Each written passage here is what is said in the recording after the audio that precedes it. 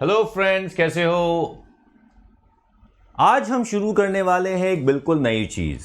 और उस नई चीज में हम क्या करने वाले हैं, हम बात करने वाले हैं एनसीईआरटी बुक की और एनसीईआरटी बुक की रीडिंग की। We are going to talk about the reading of NCERT और इसके अंदर हम एनसीईआरटी के बारे में हिंदी और इंग्लिश दोनों को मिक्स करके चलते चले जाएंगे। तो यहां पर इसको हिंदी वाले स्टूडेंट्स भी देख सकते हैं और इंग्लिश वाले स्टूडेंट्स भी समझ सकते हैं। So it is going to be English as well as Hindi. चलिए देखते हैं इसके बारे में। पहले मैं अपने बारे में बता दूं। My name is Anoop Vashishth. मैं हूं एमएससी केमिस्ट्री के अंदर यूनिवर्सिटी ऑफ दिल्ली से। 23 साल का मुझे टीचिंग एक्सपीरियंस है और लाखों स्टूडेंट्स को मैं पढ़ा चुका हूं। तो अब हम आपके साथ हैं और आपसे वही लेक्चर्स, वही रिजल्ट की हम उम्मीद रखते हैं जैसे कि मेरे दूसरे स्टूडेंट्स ने रिजल्ट बनाया है। जैसे कि this is the result that few of my students have got. So that is the result that the students have got. ठीक है, तो चलिए अब इस रिजल्ट के बारे में हम बात करते हैं और चलते हैं। हमारे साथ जुड़िए आप www.livedaily.me/chat के साथ। यहां पर आप हमारे साथ जुड़ जाएंगे www.livedaily.me/chat के साथ। तो जितनी भी क्लासेस हो रही है, जितने भी लेक्चर्स हो रहे हैं, उन सब के लिंक्स आपको यहां से मिल जाएंगे। You are going to get the links and the information about all the lectures right from here. और साथ ही साथ अगर आप कुछ मिस कर जाते हैं तो you can go on with livedaily.me/neet। यहां पर जितनी भी क्लासेस हो चुकी होती हैं उन सब के लिंक्स यहां पर अवेलेबल हैं। तो यहां से आप अपने सारे के सारे लिंक्स कवर कर सकते हैं और यहां से सारे के सारे नोट्स को डाउनलोड भी कर सकते हैं। तो चलिए स्टार्ट करते हैं। Some basic concepts of chemistry, यानी कि रसायन विज्ञान की कुछ मूल अवधारणाएं। तो शुरुआत करते हुए जैसे कि अब अगर हम बात करें तो देखो इस चैप्टर में होगा क्या क्या, what exactly we are going to do in this chapter. तो हमारे जो ऑब्जेक्टिव्स हैं, हमारे जो उद्देश्य हैं वो ये हैं कि इस यूनिट को पढ़ने के बाद आप कर सकते हैं क्या। सबसे पहले तो आप ये देखेंगे कि भारत का क्या कंट्रीब्यूशन रहा है इन सारी की सारी चीज़ों में। इस केमिस्ट्री के डेवलपमेंट में, साइंस के डेवलपमेंट में भारत का क्या कंट्रीब्यूशन रहा है। और साथ ही साथ हम ये देखेंगे केमिस्ट्री हमारे जीवन के अलग अलग विषयों में किस तरीके से काम करती है। यानी कि रसायन विज्ञान भारत का योगदान की हम बात करेंगे और साथ ही साथ हम ये देखेंगे कि जीवन के विभिन्न क्षेत्रों में रसायन विज्ञान का क्या महत्व है। What is the importance of chemistry in different spheres of life. तो we are going to talk about what exactly is the contribution of India. तो चलिए और भी देखते हैं और क्या क्या है। We are going to classify the different substances. हम अलग अलग शब्द, अलग अलग द्रव्य की अवस्थाओं की बात करेंगे। हम यहां पे बात करेंगे पदार्थों के तत्वों, यौगिकों और मिश्रणों में वर्गीकृत करेंगे। We are going to classify the substance into elements, compounds and mixtures. और साथ ही साथ हम बात करेंगे साइंटिफिक नोटेशंस की, उनके डिटर्मिनेशन ऑफ सिग्निफिकेंट फिगर्स की। तो we are going to talk about the significant figures, जिन्हें हम सार्थक अंक बोलते हैं। साथ ही साथ हम बात करेंगे एसआई बेस यूनिट्स की। We are going to talk about the significance of atomic mass, average atomic mass, molecular mass and formula unit mass, और हम मोल और मोलर मास की भी बात करेंगे। So we are going to talk about all these things और साथ ही साथ we are going to talk about precision and accuracy। precision and accuracy का मतलब हम बात करेंगे about the परिशुद्धता और यथार्थता। We are going to talk about these all changes. ठीक है, और साथ ही साथ हम बात करेंगे mass percent of component elements की कॉन्स्टिट्यूटिंग अ कंपाउंड्स, द्रव्यमान प्रतिशत की बात करेंगे। We are going to talk about आंकड़ों से किसी यौगिक के लिए मूल अनुपाती, यानी कि we are going to talk about the empirical formula and molecular formula. इन सारी की सारी चीज़ों के बारे में बात करेंगे और साथ ही साथ हम स्टोइकियोमेट्रिक कैलकुलेशन की बात करेंगे, स्टोइकियोमेट्रिक गणनाओं की बात करेंगे। So that's what we are going to talk about here. चलो शुरू करते हैं। सबसे पहली चीज आती है व्हाट इज केमिस्ट्री। रसायन विज्ञान क्या है। केमिस्ट्री इज द साइंस, यानी कि रसायन विज्ञान अणुओं और परमाणुओं का के और उनके रूपांतरण, यानी कि उनके चेंजेस के बारे में, उनके ट्रांसफॉर्मेशंस के बारे में बात करता है। So we are going to talk about, यहाँ पे ये सारे 100 एलिमेंट का कोई क्वेश्चन नहीं है, यहाँ पे 100 एलिमेंट का कोई पर्पस नहीं है। यहाँ पर है कि ये 100 एलिमेंट एक दूसरे के साथ किस तरीके से जुड़ते हैं और इनके साथ किस तरीके से उनका असंख्य प्रकार के, यानी कि इन इनफाइनाइट वेज जो आपस में ये जुड़ते हैं, आपस में ये कंबाइन करते हैं, आपस में उनके अंदर चेंजेस आते हैं, केमिस्ट्री उन सब चीज़ों का साइंस है। तो यहां पर हम बात करते हैं सबसे पहले कि केमिस्ट्री का डेवलपमेंट कैसे हुआ, उसका प्रादुर्भाव, उसका विकास कैसे हुआ। जब हम इस केमिस्ट्री की बात करते हैं, जो आज हम केमिस्ट्री पढ़ते हैं कोई बहुत पुराना नहीं है, this is not very old. Chemistry को हम इसके अगर इसी के बात करें तो यहां पर केमिस्ट्री को केमिस्ट्री के तौर पर नहीं स्टडी किया जाता था, ये एक नेसेसिटी के तौर पे बन गई, यानी कि दो बहुत खास चीजों के लिए।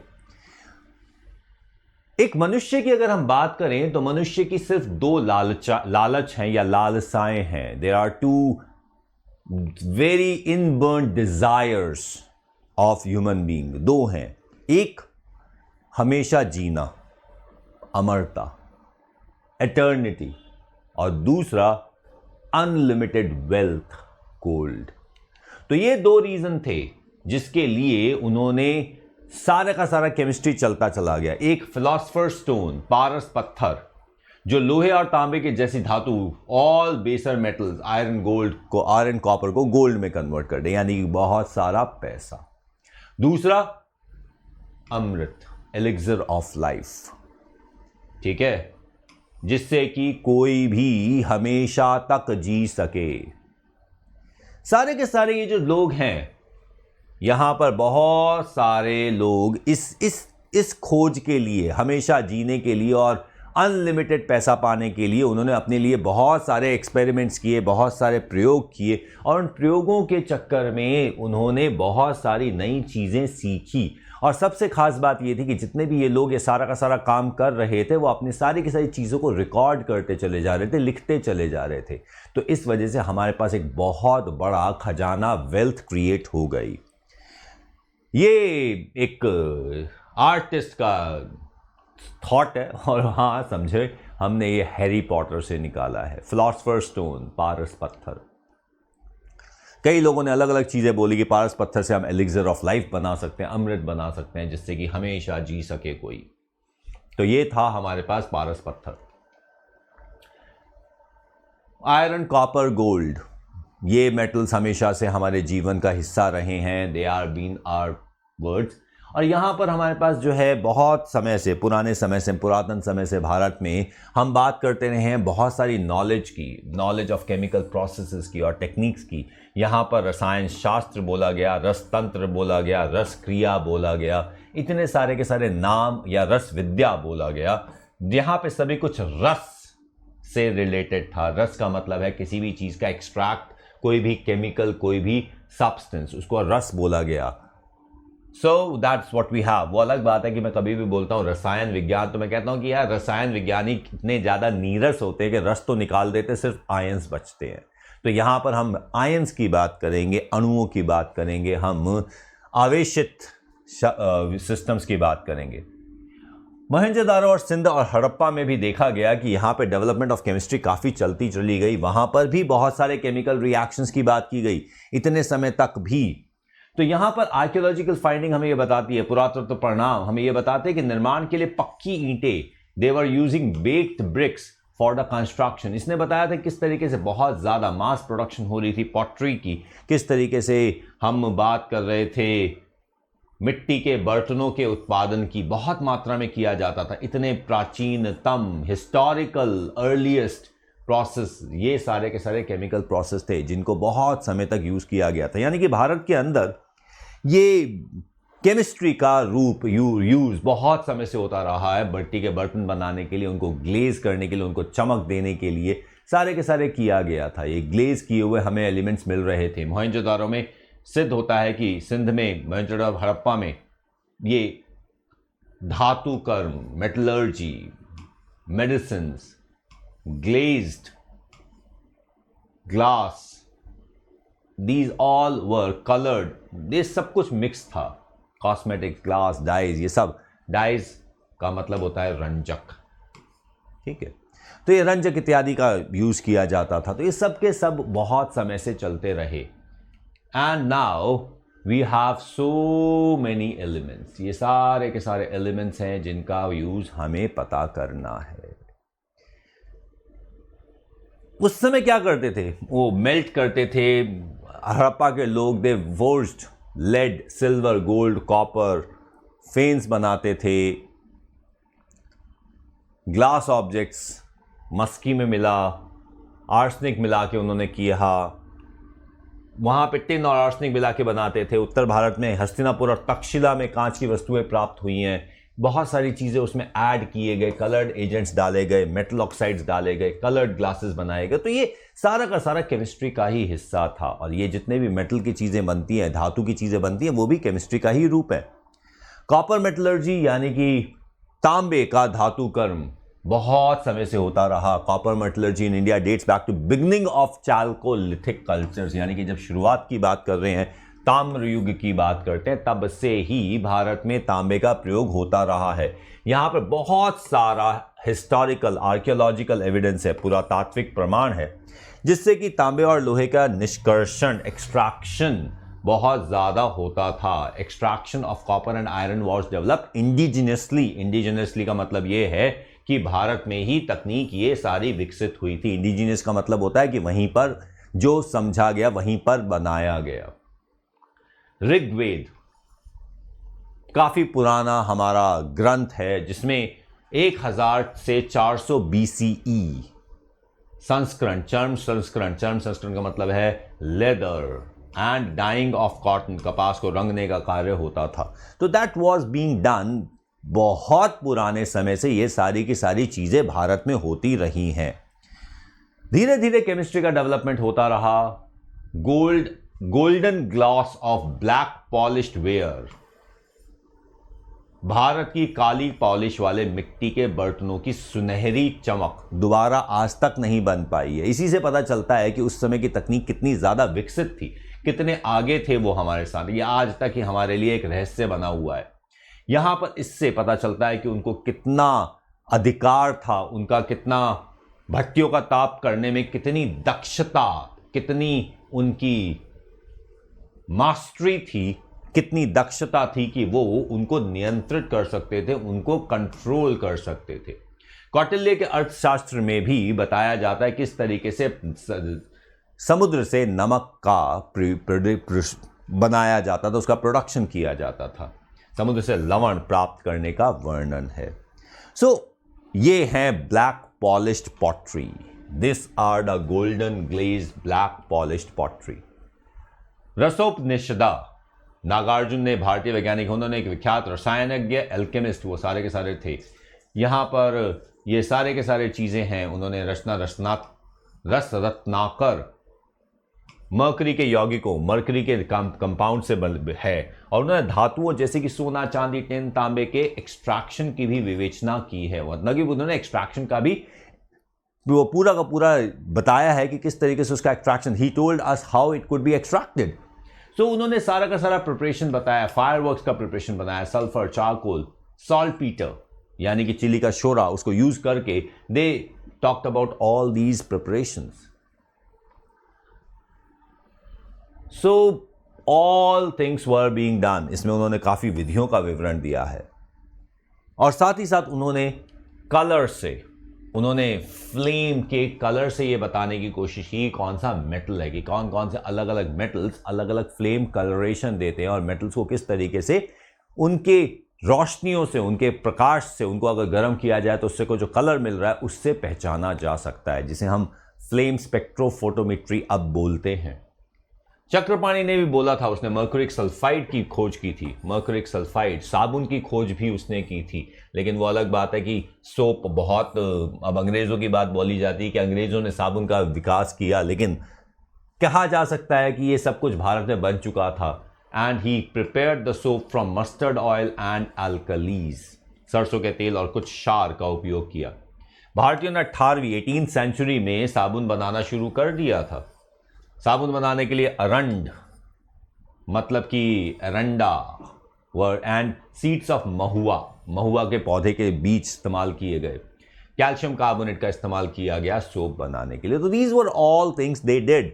तो साबुन का प्रयोग किया गया, साबुन बनाया गया, ये सारी की सारी चीज़ें हैं कैल्शियम कार्बोनेट से। एंड देन हमारे पास जो अजंता और एलोरा की जो पेंटिंग्स हैं, जो आज तक सही दिखती हैं, बिल्कुल फ्रेश दिखती हैं, जैसे कि उस समय की बनाई, उनका रंग फीका नहीं पड़ा है। सो ये बताता है कि उस समय कितना साइंटिफिक नॉलेज बढ़ चुकी थी, कितना ज़्यादा लोगों को केमिस्ट्री के बारे में जानकारी थी।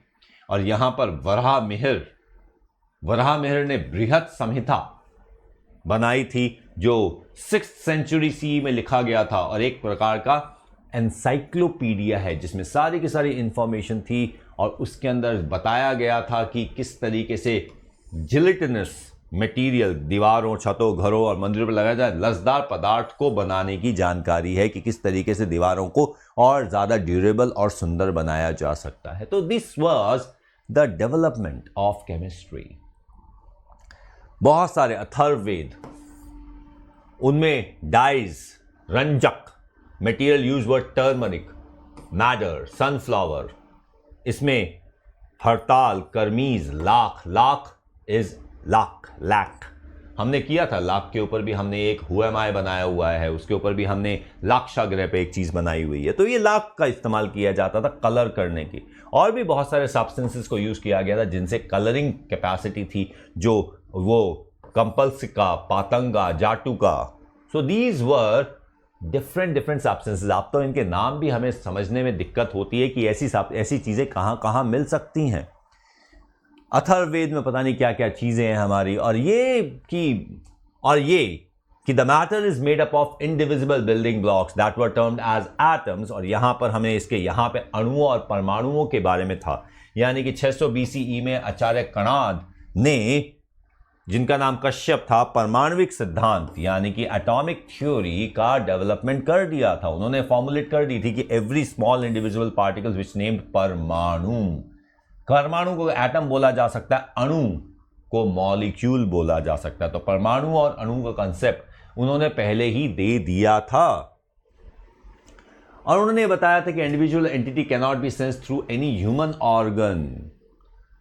कणाद ने यह बताया था कि अनेक प्रकार के होते हैं पदार्थों के डिफरेंट वर्गों के अनुसार इनमें भी भिन्नता होती है। He talked about the difference in the different molecules of the different substances.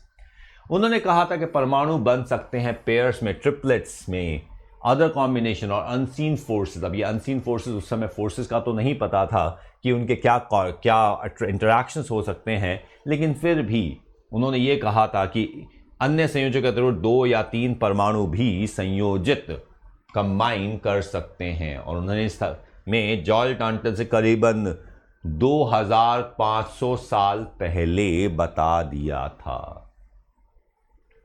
So, he was 2500 years before John Dalton.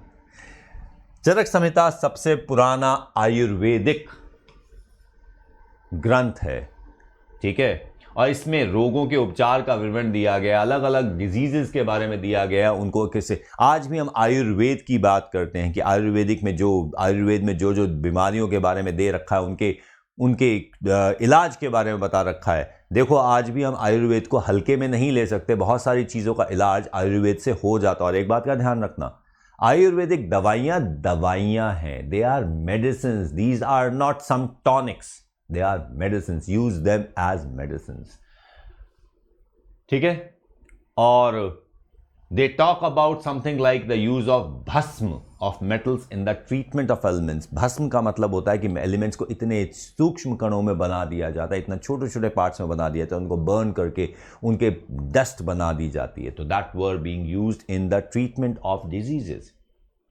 So that's what we have as the different thing. Then alchemy का समापन हुआ तो electrochemistry reached a study, औषध रसायन steady state में पहुंच गया। लेकिन फिर वो धीरे धीरे कम होता चला गया। बाकी वेस्टर्न मेडिसिन आ गई तो हमने अपनी मेडिसिन को छोड़ दिया, अपनी चीज़ों को छोड़ते चले गए और हमने वेस्टर्न मेडिसिन को यूज़ करना शुरू कर दिया। आयुर्वेद एग्जिस्ट कर रहा था, लेकिन it was pushed back to the rural regions. वहाँ पर ही आयुर्वेद करने लगे और फिर धीरे धीरे दिमाग में ऐसा आने लगा कि जो आयुर्वेदिक दवाइयों का प्रयोग करते हैं उनके पास धन का अभाव है, दे आर लो स्ट्राटा। तो हम एलोपैथिक पे मूव करना शुरू कर दिया, वेस्टर्न मेडिसिन पे मूव करने शुरू कर दिए गए। लेकिन अब यह भी धीरे धीरे लेटर ऑन गॉन बहुत नीचे चला गया।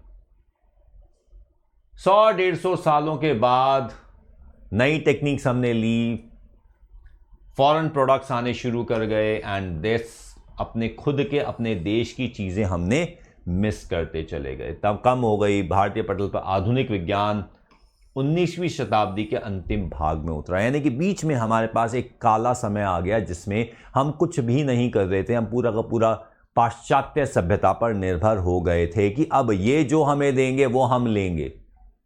तो that was the black period of Indian science. फिर बाद में 19वीं सेंचुरी के एंड में फिर से धीरे धीरे भारत में होने लगा। भारत में यूरोपीय वैज्ञानिक आने लगे, आधुनिक रसायन का विकास होने लगा, तो फिर से हमने शुरुआत की, आगे बढ़े और नई मॉडर्न केमिस्ट्री को डेवलप किया गया। अब यहां पर अब हम बात करेंगे इन सब को पदार्थों के मौलिक अवयवों, परमाणुओं तथा अणुओं के माध्यम से हम इसे समझेंगे। तो अब हम समझेंगे these aspects. They can be best described and understood in terms of basic constituents of matter that are atoms and molecules. और atoms और molecules के बारे में हम बात करेंगे। So, अणु और परमाणुओं की बात करें तो molecules are अणु, atoms are परमाणु. So let's talk about atoms and molecules. So that was the simple introduction. ये थी हमारी एक सिंपल सी इंट्रोडक्शन केमिस्ट्री के बारे में जो हम अब इस चैप्टर में करेंगे। तो we are talking about atoms, molecules and these are our special class schedule. Pradeep sir की 10 बजे क्लास होती है, गौरव सर भी 10 बजे क्लास लेते हैं। प्रदीप सर बायोलॉजी पढ़ाते हैं, गौरव सर फिजिक्स पढ़ाते हैं, महेंद्र सर फिजिक्स पढ़ाते हैं 11 बजे। मेरी क्लास होती है 12 बजे, जिसके अंदर हम कर रहे हैं कुछ क्वेश्चन। दोपहर को सीप मैम 1 बजे, दीपक सर 5 बजे, अनुगुप्ता सर 6 बजे। तो these are 7 classes in a day. 7 घंटे रोज की स्पेशल क्लासेस होती हैं। यूट्यूब पर लाइव डेली शेड्यूल होता है जिसमें प्रीतिका मैम 11 बजे से, यानी कि 11 बजे से रात को 10 बजे तक हमारा शेड्यूल शुरू हो जाता है। प्रीतिका मैम 11 बजे क्लास लेती है, दीपक सर 12 बजे क्लास लेते हैं, महेंद्र सर 3 बजे 4 बजे क्लास लेते हैं अनुगुप्ता सर के साथ, और सीप मैम 5 बजे क्लास लेती हैं और मैं 6 बजे और 9 बजे क्लास लेता हूं। 6 बजे मैं रेगुलर कोर्स पढ़ाता हूं 11th और 12th का। 9 बजे हम कर रहे हैं एनटी अभ्यास के questions. And we have Pradeep sir taking the class at 7 PM, Gaurav sir लेते हैं क्लास 8 बजे। So this is what we have as the schedule of YouTube. और हमारे साथ यूट्यूब का पूरा शेड्यूल जानने के लिए जुड़िए www.livedaily.me/chat के साथ, और यहां पर जुड़ जाइए www.livedaily.me/neet के साथ, जहां पर सारी की सारी क्लासेस जो हो चुकी हैं उन सबके लिंक्स आपके पास हैं। अनअकैडमी सब्सक्रिप्शन बेटा बहुत जल्द ले लीजिए, क्योंकि इसके अंदर इसके प्राइसेस बढ़ने वाले हैं। यहाँ पर है लाइव क्लासेस जिसमें आप इंटरेक्ट कर सकते हैं एजुकेटर के साथ। यहाँ पर है लाइव पोल्स और उनके लीडर बोर्ड्स, साथ ही साथ है टेस्ट सीरीज और उनके एनालिसिस, और सबसे इंपॉर्टेंट बात जो मुझे लगती है वो है लाइव डाउट क्लियरिंग सेशंस। मुझे पता है कि जब स्टूडेंट अपने डाउट्स क्लियर नहीं कर पाते तो वो कितने परेशान हो जाते हैं। तो this is what we have as the live doubt clearing sessions. Here we have best of the best educators. My experience 23 years, 23 साल का मुझे एक्सपीरियंस है, और यहाँ पर पूरी की पूरी टीम्स हैं जिनके साथ आप जुड़ सकते हैं। आप टीम के साथ जुड़ सकते हैं, आप इंडिविजुअल टीचर्स के साथ जुड़ सकते हैं। तो बात सिर्फ इतनी है कि जो भी आपको हो पसंद, हम वही टीचर आपके सामने ले आएंगे। तो आपके पसंद के सारे टीचर्स यहाँ पर हैं। आप जैसे पढ़ना चाहेंगे आप वैसे पढ़ सकते हैं। और ध्यान रखिएगा बहुत जल्द प्राइस बढ़ रहा है। 24 अक्टूबर से प्राइसेस इंक्रीज हो रहे हैं। जल्द से जल्द ज्वाइन कर लीजिए, कोड यूज कर लीजिए AV लाइव, और अपने प्राइस इंक्रीज होने से पहले ही जुड़ जाइए अनअकैडमी के साथ। प्राइसेस बहुत सब्सटैंशियली इंक्रीज होने वाले हैं इस समय। अगर हम बात करते हैं 6 मंथ के कोर्स की, तो 6 मंथ का कोर्स इस समय है 24,000 का, जो बन जाएगा 28,000। ये 24,000 का 10% AV लाइव कोड यूज करने के बाद आपको मिल जाता है 21,600 का। और साथ ही साथ अगर हम बात करते हैं 1 ईयर के सब्सक्रिप्शन की, तो 1 ईयर का सब्सक्रिप्शन इस समय है 30,000 का, जो आपको AV लाइव यूज करने पर मिलता है 27,000 का। यहां पर 2 ईयर का subscription for the time being is 36,000, जो आपको मिलता है 32,400 का। सो क्विकली ज्वाइन कर लीजिए, otherwise you will have to use the increase prices. बिल्कुल इसी तरीके से हमारे पास है the iconic subscription. Iconic subscription 1 year का इस समय है 45,000 का, जो आपको मिल जाता है 40,500 का with the code AV live. 2 year का सब्सक्रिप्शन इस समय है 61,000 का, जो आपको मिलता है 54,900 का for the time being. Otherwise जल्द से जल्द ले लीजिए, ये प्राइसेस 54,900 से 90,000 बन जाएगा। तो इसलिए इंतजार बिल्कुल मत कीजिए, इमीडिएटली ज्वाइन कर लीजिए। करना क्या है आपको, अनअकैडमी लर्निंग ऐप को डाउनलोड कीजिए, उसे इंस्टॉल कीजिए। इंस्टॉल करने के बाद जाइए नीट यूजी पर प्लस पर क्लिक कीजिए, जहां पर आपके पास आ जाएगा गेट सब्सक्रिप्शन का ऑप्शन। गेट सब्सक्रिप्शन पे जाइए and go on with the 12 month subscription for 30,000। This is for 2021 student. मैं तो ये कहता हूं कि अगर आप 2023 के स्टूडेंट हैं तो भी 2 ईयर का सब्सक्रिप्शन ले लीजिए। अभी ये बहुत ज्यादा प्राइस कम है। यहां तक कि जब आप अगले साल 2 साल का सब्सक्रिप्शन लेने की बात करेंगे, उतने में तो अभी आप 3 साल का सब्सक्रिप्शन ले लेंगे। तो अभी तो अक्टूबर ऑलरेडी स्टार्ट हो चुका है, तो 2023 वालों भी अभी ले लीजिए subscription. Use the code AVLive, you have only a few days left, may be 1 or 2 days। तो जल्द से जल्द AVLive कोड यूज करके सब्सक्रिप्शन ले लीजिए, 10% डिस्काउंट मिलेगा। 12 मंथ का सब्सक्रिप्शन इस समय 27,000 का हो जाएगा, 24 मंथ का सब्सक्रिप्शन 32,400 का हो जाएगा, और यहां पर आइकॉनिक सब्सक्रिप्शन भी 54,900 का है 24 मंथ का, और 40,500 का है 2 ईयर्स का। 1 ईयर का ये है, 2 ईयर्स का वो है 54,900। तो जल्दी से जल्दी ले लीजिए। आइकॉनिक सब्सक्रिप्शन आपके पास है NEET UG workshops, expert guidance, test analysis and study planner, and then we can have. Just subscribe to the channel और बेल आइकन को प्रेस जरूर कर दीजिएगा। जितने भी हमारे नॉर्मल कोर्सेज होते हैं यूट्यूब के ऊपर, उन सब के अंदर एक PDF नोट्स भी डाउनलोड हो जाते हैं। तो डाउनलोड कर लीजिएगा यूट्यूब के अंदर डिस्क्रिप्शन से, या फिर हमारे livedaily.me/neet से जुड़ जाइए हमारे साथ। And we have so many other sister channels जिनके साथ आप जुड़ सकते हैं। Just join with us in sister channels में, सारे के सारे सब्सक्राइब कर लीजिए। You are going to get the best of the educators right here, and use the code AVLive। जरूर ज्वाइन कीजिए, AVLive कोड के साथ 10% ऑफ भी मिलेगा और हमारे साथ जुड़ने का मौका भी। सो मिलते हैं नेक्स्ट एपिसोड में। आज तो हमने की है NCERT के एक छोटी सी इंट्रोडक्शन, एक तरीका किस तरीके से हम आगे बढ़ सकते हैं। अगले सेशन के अंदर हम बात करेंगे इस चैप्टर की, सारे के सारे इन टेक्स्ट क्वेश्चंस भी करेंगे, बैक क्वेश्चंस भी करेंगे, सब कुछ इसके साथ करते चले जाएंगे। That will be an entire NCERT series. Till then, bye bye.